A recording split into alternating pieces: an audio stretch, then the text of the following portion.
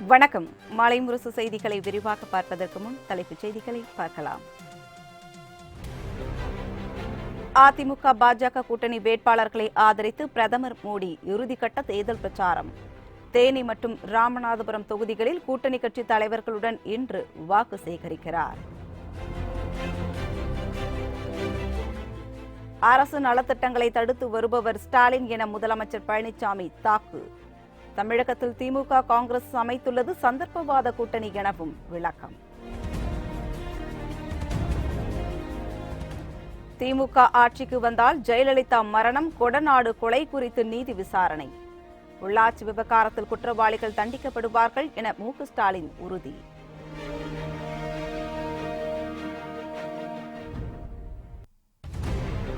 நாமக்கல்லில் உள்ள பிஎஸ்கே குழுமங்களில் இரண்டாவது நாளாக வருமான வரித்துறை சோதனை. 18 இடங்களில் நடைபெற்ற முதல் நாள் சோதனையில் 32 கோடி ரூபாய் பணம் பறிமுதல் என தகவல். தமிழகத்தில் இன்று முதல் ஜூன் 2ஆம் தேதி வரை பள்ளிகளுக்கு கோடை விடுமுறை என அறிவிப்பு. சிறப்பு வகுப்புகளை நடத்தினால் கடும் நடவடிக்கை எடுக்கப்படும் என பள்ளிக்கல்வித்துறை எச்சரிக்கை.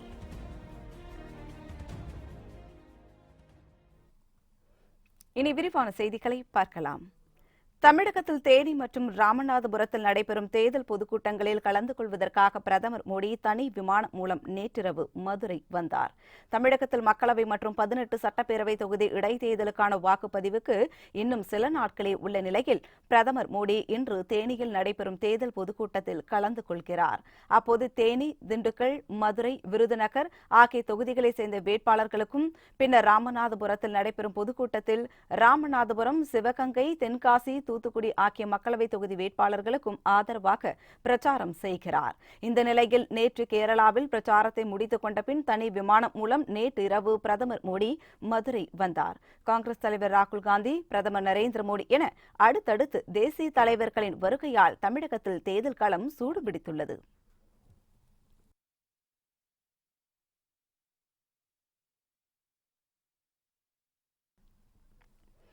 சென்னை உட்பட 6 நாடாளுமன்ற தொகுதிகளில் காவல்துறையில் பணியாற்றி கூடியவர்களுக்கு தபால் வாக்குப்பதிவு தொடங்கியது.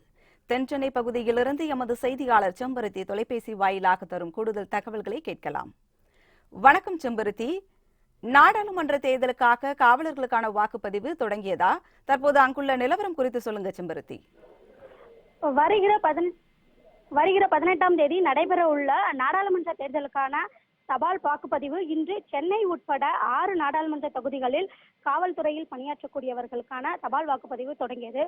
குறிப்பாக வடசென்னை, மத்திய சென்னை, தென் சென்னை, திருவள்ளூர், ஸ்ரீபெரும்புதூர், காஞ்சிபுரம் உள்ளிட்ட 6 நாடாளுமன்ற தொகுதிகளுக்கான காவலர்களுக்கான தபால் வாக்குப்பதிவானது தொடங்கியுள்ளது. குறிப்பாக இன்று காலை 7 மணிக்கு தொடங்கிய இந்த வாக்குப்பதிவானது மாலை 6 மணி வரையிலும் நிறைவடைகிறது. மேலும் நான் நிற்கக்கூடிய இந்த தென்சென்னை பகுதியை பொறுத்தவரையிலும் சென்னை நந்தனத்தில் உள்ள அரசு ஆண்கள் கலைக்கல்லூரியில் காலை 7 மணிக்கு தொடங்கப்பட வேண்டிய இந்த வாக்குப்பதிவானது 1 மணி நேரம் தாமதம் ஏற்பட்டு 8 மணி முதலியது வாக்குப்பதிவானது தொடங்கியது. மேலும் தென்சென்னை பகுதியை மட்டுமல்லாமல் மத்திய சென்னையில் இருக்கக்கூடிய எழும்பூர் மேல்நிலை பள்ளிகளிலும் இன்னும் வரையிலும் கூட வாக்குகள் பதிவு செய்யாமல் இருக்கிறது என்பதும் குறிப்பிடத்தக்கது. மேலும் காவலர்களுக்கான இந்த வாக்குப்பதிவானது அடுத்த மாதம் 23ஆம் தேதி வரை காலை 8 மணி வரையிலும் காவலர்கள் தங்களுடைய வாக்குகளை பதிவு செய்யலாம் எனவும் தேர்தல் ஆணையமானது அறிவித்துள்ளது. தற்போது தென் சென்னையில் காவல்துறையில் பணியாற்றக்கூடியவர்கள் தேர்தல் பணிகளில் ஈடுபடுத்தப்படுவதால் தான் தபால் மூலம் தங்களுடைய வாக்குகளை ஆர்வமுடன் பதிவு செய்து வருகிறார்கள். தென்சென்னை நாடாளுமன்ற தொகுதிக்கு உட்பட்ட விருகம்பாக்கம், சைதாப்பேட்டை, தீநகர், மயிலாப்பூர், சோழிங்கநல்லூர், வேளச்சேரி உள்ளிட்ட 6 சட்டமன்ற தொகுதிகளை சார்ந்தவர்கள் தங்களுடைய தபால்கள் வாக்குகளை இங்கு பதிவு செய்யலாம் எனவும் தேர்தல் ஆணையமானது அறிவித்திருந்தது. மேலும் குறிப்பாக மொத்தமாக 1256 விண்ணப்பங்கள் பெறப்பட்டு அதில் 874 விண்ணப்பங்கள் ஏற்கப்பட்டுள்ளது. அதிலும் 51 விண்ணப்பங்கள் சென்னையில் உள்ள வேறு தொகுதிகளுக்கும் 125 விண்ணப்பங்கள் மற்ற மாவட்டத்திற்கும் திருப்பி அனுப்பப்பட்டுள்ளது. 206 விண்ணப்பங்கள் சரியான தகவல் இல்லாமல் பூர்த்தி செய்யப்படாததால் நிராகரிக்கப்பட்டுள்ளது. அதே போன்றுதான் வடக்கு நாடாளுமன்ற தொகுதிக்கு உட்பட்ட காவல்துறையை சார்ந்தவர்கள் ராயபுரத்தில் உள்ள சென்ட் பீட்டர்ஸ் மேல்நிலை பள்ளியிலும், மத்திய சென்னை நாடாளுமன்ற தொகுதிக்கு பணியாற்றக்கூடிய காவலர்கள் எழும்பூரில் உள்ள பெண்கள் மேல்நிலை பள்ளியிலையும் தங்களுடைய வாக்குகளை பதிவு செய்து வருகின்றனர். அதே போன்று பல்லாவரம் தொகுதி வேல்ஸ் பல்கலைக்கழகத்திலும் காஞ்சிபுரம் நாடாளுமன்ற தொகுதிக்கு உட்பட்ட பகுதியில் பணியாற்றக்கூடிய காவலர்கள் கானத்தூர் பஸ் நிலையம் அருகே உள்ள பஞ்சாயத்து யூனியன் நடுநிலை பள்ளிகளும் தங்களுடைய வாக்குகளை காவலர்கள் ஆர்வமாக தங்களுடைய வாக்குகளை பதிவு செய்து வந்து கொண்டிருக்கிறனர். செம்பருத்தி, ஏற்கனவே தபால் வாக்குப்பதிவு செய்வதற்கு காவலர்களுக்கு பயிற்சி ஏதாவது கொடுக்கப்பட்டிருக்கா? இது குறித்து சொல்லுங்க செம்பருத்தி. அதாவது லில்லி, சென்னை மாவட்டத்தை பொறுத்தவரை தேர்தல் அதிகாரி பிரகாஷ் மற்றும் சென்னை மாநகர காவல்துறை ஆணையர் AK விஸ்வநாதன் உத்தரவின் பேரில் தேர்தல் பணியானது காவல்துறை கூடுதல் ஆணையர் தினகரன் ஆலோசனையின்படி சென்னை காவல்துறையில் பணியாற்றி வரக்கூடிய காவலர்களுக்கு வாக்குப்பதிவு எப்படி செய்ய வேண்டும் என்பதற்கான சிறப்பு பயிற்சியானது ஏற்கனவே அளிக்கப்பட்டுள்ளது.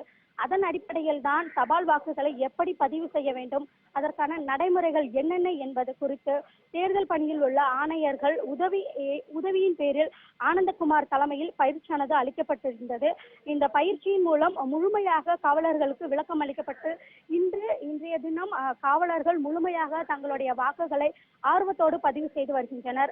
அது மட்டுமல்லாமல் பட்டியலில் சில காவலர்களுடைய பெயர் இல்லாதவர்களுக்கும் வாக்குப்பதிவு நடைபெறும் மையங்களில் ஃபார்ம் 12 என்கிற அந்த ஃபார்ம் வழங்கப்பட்டு அதனை பூர்த்தி செய்து தருபவர்களுக்கு மே 23ஆம் தேதி வரை அவர்கள் வாக்குகளை பதிவு செய்யலாம் என்பதற்காக தபால் வாக்குகளுக்கான விண்ணப்பங்கள் அவர்களுடைய முகவரிக்கு அனுப்பி வைக்கப்படும் என்றும் அதை பூர்த்தி செய்து தங்களுடைய வாக்குகளை பதிவு செய்யலாம் என்பதும் குறிப்பிடத்தக்கது.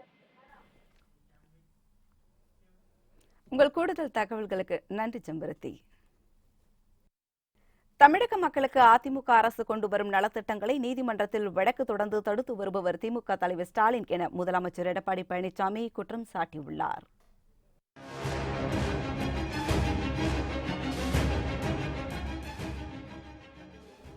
சேலம் மக்களவை தொகுதியில் அதிமுக சார்பில் போட்டியிடும் வேட்பாளர் சரவணனை ஆதரித்து முதலமைச்சர் எடப்பாடி பழனிசாமி சேலம் மாவட்டம் எடப்பாடி கொங்கனாபுரம் பகுதியில் தீவிர வாக்கு சேகரிப்பில் ஈடுபட்டார். மக்கள் மத்தியில் பேசிய அவர் அதிமுக அரசின் சாதனைகளை விளக்கி வாக்கு கேட்டார். அதிமுக கூட்டணி ஒரு மெகா கூட்டணி என கூறிய அவர் தமிழகத்தில் கம்யூனிஸ்டுடன் கூட்டணியில் உள்ள காங்கிரஸ் கட்சி கேரளாவில் எதிர்த்து போட்டியிடுவது சந்தர்ப்பவாத கூட்டணியை காட்டுகிறது என சாடினார். மேலும் தமிழக மக்களுக்கு அதிமுக அரசு கொண்டு வரும் நல்ல திட்டங்களை நீதிமன்றத்தில் வழக்கு தொடர்ந்து தடுத்து வருபவர் திமுக தலைவர் ஸ்டாலின் என குற்றம் சாட்டினார். மத்திய அரசு காவிரி மேலாண்மை ஆணையம் காவிரி நீர் முறைப்படுத்தக்கூடிய அமைச்சிருக்கிறோம். இந்த காலகட்டத்தில் ஸ்டாலின் ஆதரிக்கிற பிரதமர், ஸ்டாலின் அறிவிக்கப்பட்ட பாரத பிரதமர் வேட்பாளர் அறிவித்த ராகுல் காந்தி அவர்கள் இன்னைக்கு அப்படி போய் பேசினா 63 டீம்ஸ் தண்ணி கேட்குனா நேற்று அன்னைக்கு ஒரு வருஷம் எடப்பாடிக்கு குடிக்கிற தண்ணி கிடைக்காது. நல்லா குடிச்சிட்டு திறந்தோடு தண்ணி குடிச்சிட்டு இருக்கோம். தண்ணி இல்லாம போயிருங்க. தமிழகத்தை பாலைவனமாக்குவதற்காக ஸ்டாலின் அவர் பிரதமராகிறாரு. சொல்லுங்க பார்க்கலாம். திமுக ஆட்சிக்கு வந்தவுடன் ஜெயலலிதா மரணம், கொடநாடு கொலை, பொள்ளாச்சி விவகாரம் ஆகியவற்றில் தொடர்புடைய குற்றவாளிகளை சிறையில் அடைப்பதுதான் முதல் வேலை என திமுக தலைவர் ஸ்டாலின் தெரிவித்துள்ளார். சிதம்பரத்தில் நாடாளுமன்ற தொகுதியில் போட்டியிடும் விசிக தலைவர் தொல் திருமாவளவனை ஆதரித்து நடைபெற்ற பொதுக்கூட்டத்தில் திமுக தலைவர் மு க ஸ்டாலின் உரையாற்றினார். அப்போது பேசிய அவர் எடப்பாடி பழனிசாமி முதல் அமைச்சரானவுடன் ஜெயலலிதா மரணம் குறித்து நீதி விசாரணை வேண்டும் என கோரி ஜெயலலிதா சமாதியில் மௌன விரதம் இருந்தவர் ஓ பன்னீர்செல்வம். ஆனால் துணை முதலமைச்சர் பதவி கொடுத்தவுடன் அதனை பற்றி கவலைப்படாமல் கிடப்பில் போட்டவர் OPS என அவர் குற்றம் சாட்டினார். மேலும் ஊழலில் ஈடுபட்டவர்களுக்கு பாதுகாப்பு கொடுப்பது மோடி அரசு என கூறிய ஸ்டாலின் குற்றவாளிகளுக்காக மோடி காவலாளி, நாட்டு மக்களுக்கு அல்ல என தெரிவித்தார்.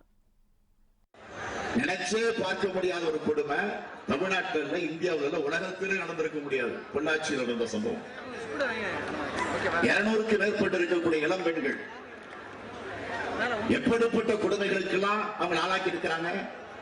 ஆக உளவுத்துறை இருந்துச்சா இல்லையா? இதை முன்கூட்டியே கூட கண்டுபிடிக்க வேணாம், நடந்ததுக்கு பிறகு கூட கண்டுபிடிச்சிருக்கலாம.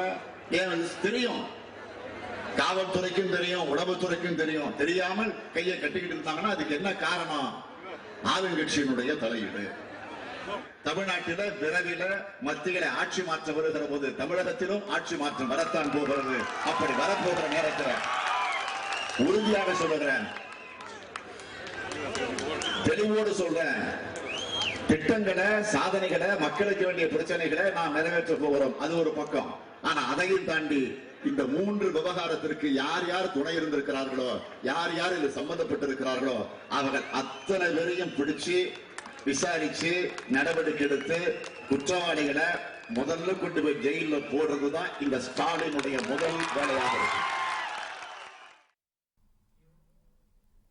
காந்தியை சுட்டுக் கொன்ற கோட்சேவுக்கு நாடு முழுவதும் சிலை வைப்போம் என்று கூறி இந்த அமைப்பை கண்டிக்காத மோடிக்கு பிரதமர் நாற்காலியில் உட்கார அருகதையுள்ளதா என வைகோ ஆவேசமாக கேள்வி எழுப்பினார்.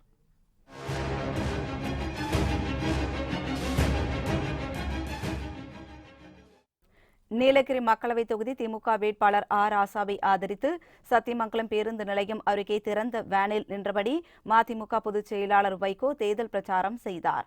அப்போது பேசிய அவர் நீட் தேர்வை கொண்டு வந்த பாஜக ஆட்சி தூக்கி எறியப்பட வேண்டும் என்று கூறினார். 2 கோடி பேருக்கு வேலை தருவோம் என்று கூறிய மோடி 2000 பேருக்கு கூட வேலை தரவில்லை என வைகோ குற்றம் சாட்டினார்.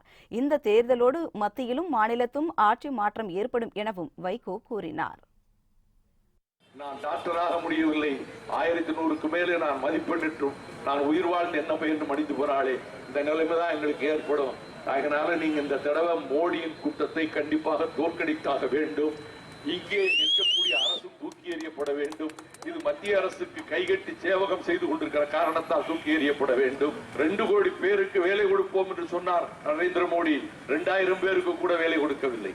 வறுமையின் கோரப்பிடியிலே சிக்கியிருப்பவர்களுக்கு மாதம் 6000 ரூபாய், வருடத்துக்கு 72,000 ரூபாய் வழங்கப்படும் என்று சொல்வதை ஏழை எளிய மக்கள் 25 கோடி பேருக்கு வழங்கப்படும் என்று சொல்லியிருக்கிறார். இதனைத் தொடர்ந்து அவிநாசியில் நடைபெற்ற பிரச்சார பொதுக்கூட்டத்தில் பேசிய வைகோ, காந்தியை சுட்டுக் கொன்ற கோட்சேவுக்கு நாடு முழுவதும் சிலை வைப்போம் என்று சொன்ன கூட்டம் நரேந்திர மோடி கூட்டம் என்று கூறினார். இதனை கண்டிக்காத மோடிக்கு பிரதமர் நாற்காலியில் உட்கார அருகதை உள்ளதா என வைகோ கேள்வி எழுப்பினார். தூத்துக்குடியில் ஈவு இரக்கமின்றி 12ஆம் வகுப்பு படிக்கும் ஸ்லோலின் என்ற மாணவியை வாயில் சுட்டுக் கொண்ட எடப்பாடி அரசு கொலைகார அரசு எனவும் வைகோ குற்றம் சாட்டினார். இதற்கு வாக்கு என்ற சாட்டையை கையில் எடுத்து மக்கள் நீதி வழங்க வேண்டும் எனவும் அவர் கேட்டுக் கொண்டார்.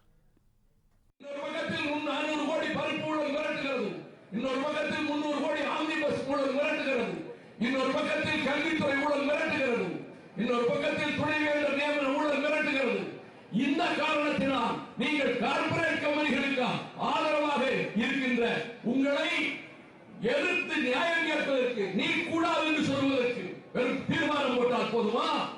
அதைவிட கொடுமை என்ன தெரியுமா தாய்மார்களே? உங்கள் குடும்பத்தில் ஒரு சம்பவம் இப்படி நடந்திருந்தால் இது எப்படி இருக்கும்?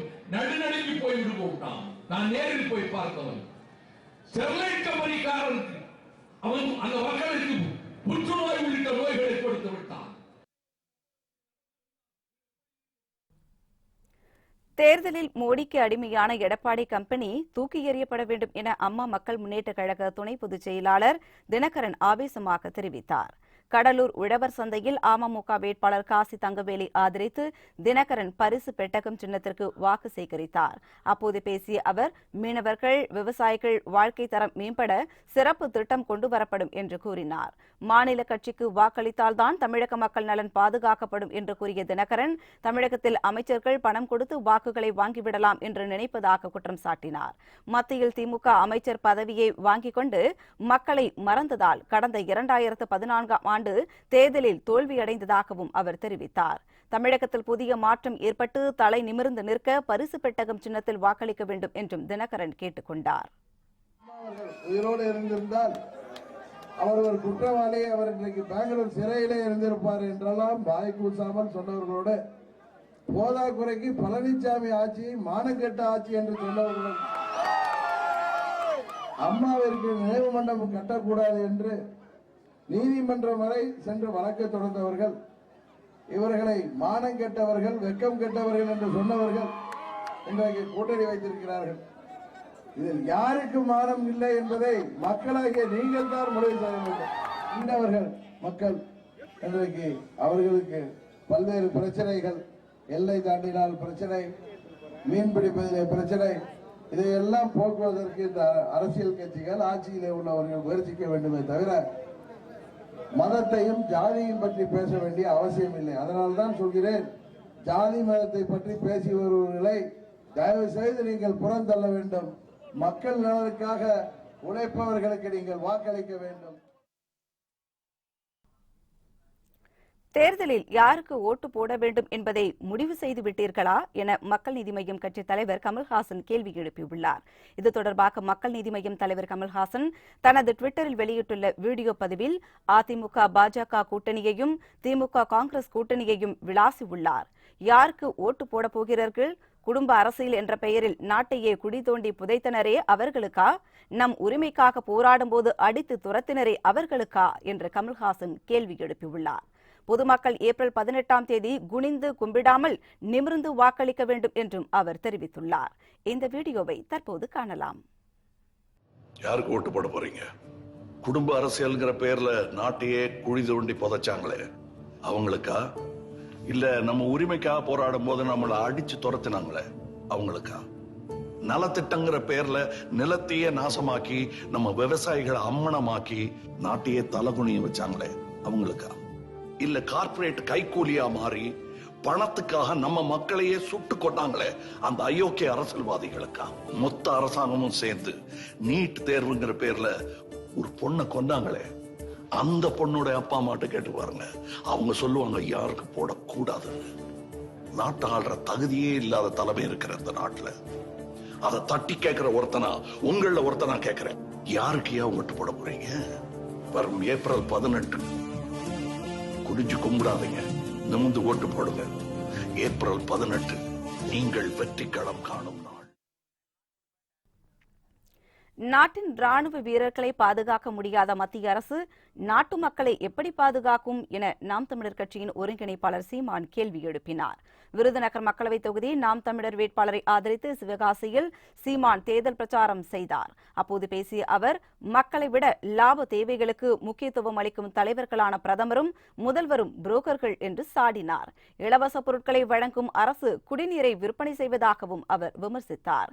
தண்ணீரில் மிதக்கும் தாமரை மலரலாம், இன்றைய தினம் தமிழரின் கண்ணீரில் தாமரை மலராது என்று கூறிய சீமான், எப்போது நீதிமன்றத்திலும் மருத்துவமனையிலும் கூட்டம் குறைக்கிறதோ அப்போதுதான் ஆரோக்கியம் உருவாகும் என்றும் தெரிவித்தார். தூய குடிநீரை தன் தேசத்தின் குடிகளுக்கு இவர்களால் ஏன் கொடுக்க முடியவில்லை?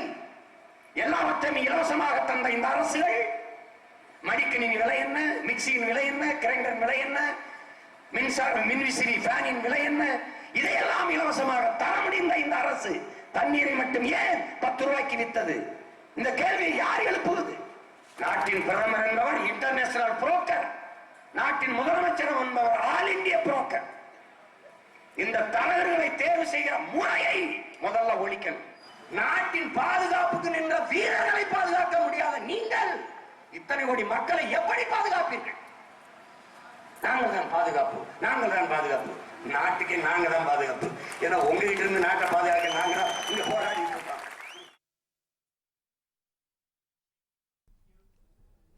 சென்னை, நாமக்கல், நெல்லை உள்ளிட்ட 18 இடங்களில் அரசு ஒப்பந்ததாரர் மற்றும் பைனான்சியருக்கு சொந்தமான இடங்களில் வருமான வரித்துறையினர் நடத்திய சோதனையில் கணக்கில் வராத 32 கோடி ரூபாய் பறிமுதல் செய்யப்பட்டுள்ளது.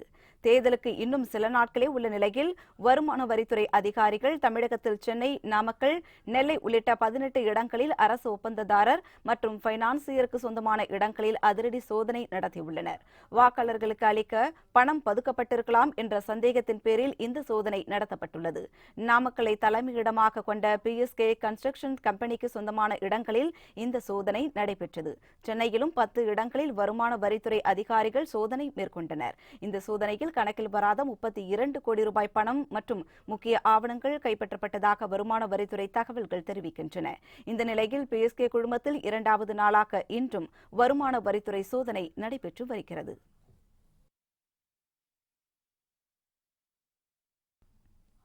தமிழகத்தில் இன்று முதல் பள்ளிகளுக்கு கோடை விடுமுறை அறிவிக்கப்பட்டுள்ளது. மக்களவைத் தேர்தலை ஒட்டி கூடுதல் நாட்கள் விடுமுறை அளிக்கப்படுகிறது. தமிழகத்தில் மக்களவை மற்றும் சட்டமன்ற இடைத்தேர்தல் வருகின்ற 18ஆம் தேதி நடைபெறவுள்ளது. இதனால் பள்ளிகளில் ஆண்டு இறுதித் தேர்வுகளை முன்கூட்டியே நடத்தி முடிக்க வேண்டிய நிலை ஏற்பட்டது. 10, 11 மற்றும் 12ஆம் வகுப்பிற்கான பொதுத் தேர்வுகள் மார்ச் இறுதி வாரத்தில் நிறைவடைந்தது.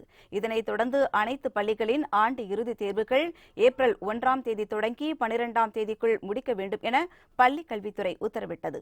அதன் அடிப்படையில் அனைத்து பள்ளிகளில் இறுதித் தேர்வுகள் நேற்று முடிக்கப்பட்டன. தேர்வுகள் முடிந்த நிலையில் இன்று முதல் அனைத்து பள்ளிகளுக்கும் கோடை விடுமுறை விடப்பட்டுள்ளது. முன்கூட்டியே விடப்பட்டுள்ள இந்த விடுமுறையால் மாணவர்களுக்கு 50 நாட்கள் கோடை விடுமுறை கிடைத்துள்ளது. விடுமுறைக்கு பின் ஜூன் 3ஆம் தேதி பள்ளிகள் திறக்கப்படும் என அறிவிக்கப்பட்டுள்ளது. விடுமுறை நாட்களில் மாணவர்களுக்கு சிறப்பு வகுப்புகள் நடத்தக்கூடாது என்றும், மீறி சிறப்பு வகுப்புகள் நடத்தினால் கடும் நடவடிக்கை எடுக்கப்படும் என்றும் பள்ளிக் கல்வித்துறை எச்சரிக்கை விடுத்துள்ளது.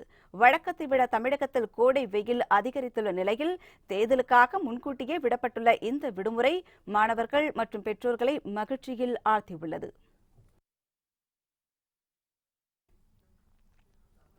பிரதமர் மோடியை போலவே தோற்றம் கொண்ட ஒருவர் லக்னோ மக்களவைத் தொகுதியில் போட்டியிட வேட்புமனு தாக்கல் செய்தார். அபிநந்தன் பதக் என்பவர் நேற்று லக்னோ மக்களவைத் தேர்தலில் பாஜகவின் முக்கிய தலைவரான ராஜ்நாத் சிங்கை எதிர்த்து போட்டியிட மனு தாக்கல் செய்தார். அவர் மனு தாக்கல் செய்ய அலுவலகத்தில் நுழைந்ததும் பிரதமர் மோடிதான் வருகிறார் என நினைத்து அதிகாரிகள் பரபரப்பானார்கள். சிறிது நேரத்தில் அவர் மோடியல்ல, அவரை போன்று தோற்றமளிப்பவர் என்று தெரிந்த பிறகுதான் அதிகாரிகளிடம் பதற்றம் குறைந்தது. வேட்புமனு செய்த பிறகு செய்தியாளர்களிடம் பேசிய அவர் தான் யாருக்கும் எதிரானவன் அல்ல, ஆனால் வாய்ச்சவடால் பேர்வாழிகளுக்கு எதிரி என்றும் குறிப்பிட்டார். இதேபோல் வரும் 26ஆம் தேதி வாரணாசியில் மோடியை எதிர்த்து மனு தாக்கல் செய்யவிருப்பதாகவும் கூறிய அவர் தான் தேர்தலில் வெற்றி பெற்று ராகுல் காந்திக்கு ஆதரவளிப்பேன் என்றார். இவர் தோற்றத்தில் மட்டுமல்ல, பேச்சிலும் உடல் மொழியிலும் மோடியை போலவே அசத்துகிறார். குறிப்பாக ஒவ்வொரு இந்தியனின் வங்கி கணக்கிலும் 15 லட்சம் ரூபாய் போடுவேன் என்றும், நல்ல நாள் வருது என்றும் மோடியை போல் பேசி அசத்துவாராம். மோடியை போல் இருப்பதால் மக்கள் இவரிடம் 15 லட்சம் ரூபாய் எங்கே என போகும் இடமெல்லாம் தன்னிடம் கேட்பதாக கூறுகிறார். வாரணாசி தொகுதியில் 26ஆம் தேதி மோடியும் இவரும் மனு தாக்கல் செய்யவிருப்பதால் அங்கு பரபரப்புக்கு பஞ்சம் இருக்காது.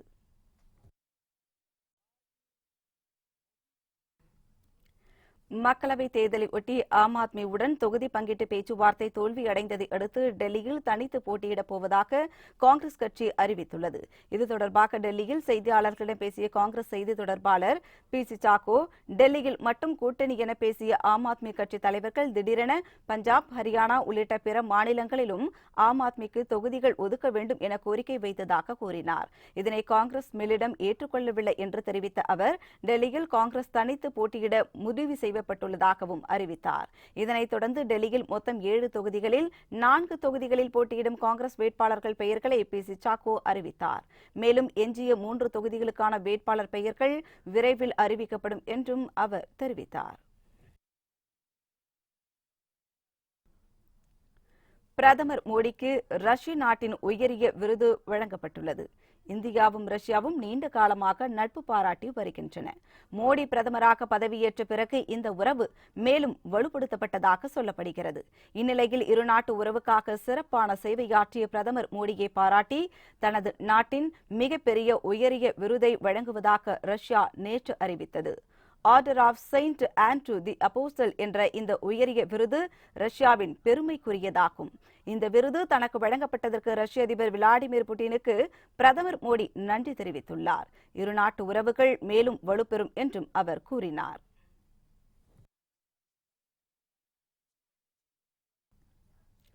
ஜாலியன் வாலாபாக் படுகொலை நடந்து 100 வருடங்கள் நிறைவடைந்ததை ஒட்டி அங்கு நடைபெற்ற அஞ்சலி நிகழ்ச்சியில் பிரிட்டனுக்கான தூதர் அஞ்சலி செலுத்தினார். ஜாலியன் வாலாபாக் படுகொலை பஞ்சாப் மாநிலம் அமிர்தசரஸ் நகரில் 1919ஆம் ஆண்டு ஏப்ரல் 13 அன்று நடைபெற்றது. ஜெனரல் டயர் என்ற ராணுவ அதிகாரியின் தலைமையில் பிரிட்டன் ராணுவத்தினரால் நிகழ்த்தப்பட்ட துப்பாக்கிச் சூட்டில் பெண்கள், சிறுவர்கள் நூற்றுக்கணக்கில் படுகொலை செய்யப்பட்டதுடன் ஏராளமானோர் காயமடைந்தனர். இந்த நினைவிடத்தில் அஞ்சலி செலுத்தும் வகையில் பிரிட்டன் பிரதமர் தெரசா மே அந்நாட்டு பாராளுமன்றத்தில் இந்தியாவிடம் பகிரங்கமாக மன்னிப்பு கேட்டார். இந்நிலையில் இந்தியாவுக்கான பிரிட்டன் தூதர் இன்று பஞ்சாப் மாநிலத்தில் உள்ள ஜாலியன் வாலாபாக் இடத்தில் உயிரிழந்தவர்களுக்கு அஞ்சலி செலுத்தும் வகையில் மாலை அணிவித்து மரியாதை செலுத்தினார். ஜாலியன் வாலாபாக்கில் உயிரிழந்த தியாகிகளுக்கு காங்கிரஸ் தலைவர் ராகுல் காந்தி, பஞ்சாப் முதலமைச்சர் அம்ரிந்தர் சிங், அமைச்சர் நவ்ஜோத் சிங் சித்து ஆகியோரும் அஞ்சலி செலுத்தினர்.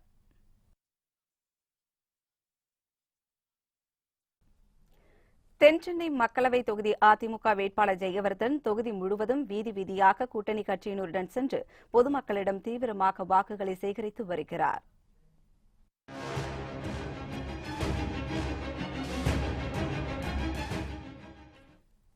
சோழிங்கநல்லூரை அடுத்த செம்மஞ்சேரி சுண்ணாம்பு குடியிருப்பு பகுதியில் வாக்கு சேகரிக்க சென்ற ஜெயவர்தனை அப்பகுதி மக்கள் பட்டாசுகளை வெடித்தும் மலர் தூவியும் உற்சாகமாக வரவேற்றனர். பொதுமக்களின் உற்சாக வரவேற்பை ஏற்றுக்கொண்ட அதிமுக வேட்பாளர் ஜெயவர்தன் வீதி வீதியாக கூட்டணி கட்சியினருடன் சென்று வாக்கு சேகரித்தார். அப்போது செய்தியாளர்களிடம் பேசிய அவர், அதிமுக ஆட்சியில் பல்வேறு தொழில் நோக்கம் கொண்ட திட்டங்கள் சோழிங்கநல்லூர் பகுதியில் செயல்படுத்தப்படுவதாக தெரிவித்தார். ஒரு ஆரவாரமாக மிகுந்த மகிழ்ச்சியுடன் வரவேற்காங்கன்னு சொல்லிட்டு, ஏனென்று சொன்னால் அவர்களுடைய பழகி அவங்க பிரச்சனைகளை கேட்டிருந்து அதுக்குள்ள நடவடிக்கை எடுத்திருக்கோம். ரெவன்யூ அட்மினிஸ்ட்ரேஷன் அவர்கிட்ட சொல்லி கால்வாய் வெட்டி அது வாயிலாக இந்த இடத்துல பிரச்சனை எல்லாமே நான் பார்த்துக்கிட்டேன். நான் அந்த வகையில் பல்வேறு தொலைநோக்கு திட்டங்கள் நம்முடைய பகுதியில் செயல்படுத்த வருகிறது. அதனால பாத்தீங்கன்னா நீங்களே பார்த்திருப்பீங்க எவ்வளவு ஒரு அமோகமான வரவேற்பு. விழுப்புரத்தில் உரிய ஆவணங்கள் இன்றி ஆட்டோவில் கொண்டு செல்லப்பட்ட 44 லட்சம் ரூபாய் மதிப்பிலான 176 சவரன் தங்க நகைகளை தேர்தல் பறக்கும் படையினர் பறிமுதல் செய்தனர்.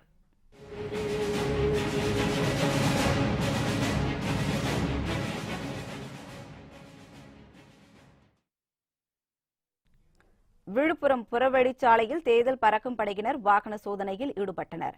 அப்போது ஒரு ஆட்டோவை நிறுத்தி சோதனை செய்ததில் 3 பேர் தங்க நகைகளை எடுத்து சென்றது கண்டுபிடிக்கப்பட்டது. இதனையடுத்து அவர்களை விழுப்புரம் கோட்டாட்சியர் அலுவலகத்திற்கு அழைத்து வந்து விசாரணை நடத்தினர். இதில் அவர்கள் கோவையை சேர்ந்த பொற்கொள்ளர்கள் என்பதும் ஆர்டரின் பேரில் நகைகளை செய்து நகை கடைக்கு கொண்டு சென்றதும் தெரியவந்தது. ஆனால் அவர்களிடம் உரிய ஆவணங்கள் இல்லாததால் 44 லட்சம் ரூபாய் மதிப்பிலான 176 சவரன் தங்க நகைகளை அதிகாரிகள் பறிமுதல் செய்தனர். உரிய ஆவணங்களை காண்பித்து நகைகளை பெற்றுச் செல்லும்படி அதிகாரிகள் அறிவுறுத்தினர். கோவை மாவட்டம் சூலூர் பகுதியில் தேர்தல் பறக்கும் படையினர் வாகன சோதனையில் ஈடுபட்டனர். அப்போது அவ்வழியாக வந்த காரை நிறுத்தி சோதனை செய்ததில் பை ஒன்றில் கட்டுக்கட்டாக பணம் இருப்பது கண்டுபிடிக்கப்பட்டது. பணத்திற்கான உரிய ஆவணம் இல்லாததால் காரில் இருந்த 68,50,000 ரூபாயை அதிகாரிகள் பறிமுதல் செய்து மாவட்ட கருவூலத்தில் ஒப்படைத்தனர். இதேபோன்று விருதுநகர் மாவட்டம் சிவகாசி அருகே எரிச்சநத்தம் பகுதியில் தேர்தல் பறக்கும் படையினர் வாகன சோதனை மேற்கொண்டனர்.